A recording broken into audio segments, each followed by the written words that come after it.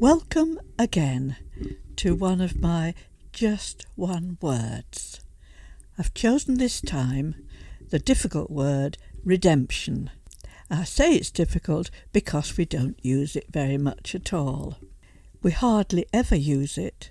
We can redeem a bond, but this is a highly technical term. Bach's oratorio, The Messiah, has "I know that my Redeemer liveth," which Cranmer took from both St John's Gospel, chapter 11, and the book of Job, chapter 19. So it's there in the text. Then perhaps we remember when John the Baptist was born to an aged mother, and his father Zechariah was so happy he sang, "For he has visited and redeemed his people," all because he got a new baby. In the 18th century, the word, however, was massively important. The government enforced the freeing of slaves in 1833, just after William Wilberforce had died. But we, or our forefathers in the government, paid the slave owners back out of taxation money. They were recompensed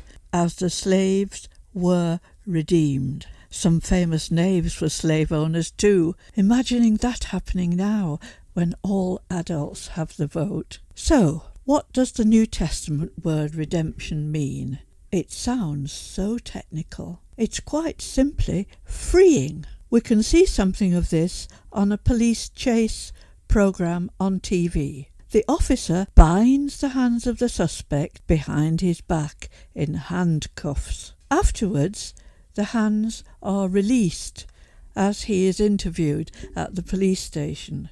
This makes me wonder what symbol we could use instead of a cross or a crucifix to signal what redemption is. Those two words, cross and crucifix, are so hackneyed. Could it be the image of a person holding up their arm with the handcuffs dangling from one arm only? That's freedom. What are we freed from? It is, after all, a rich metaphor. The Hebrew word helps us. It is the word shuv, and it means return. Because of that, the word redemption needs less of the context of a slave market and more of an owner saying with open arms, "Hey, you're there! You're now free. I found you.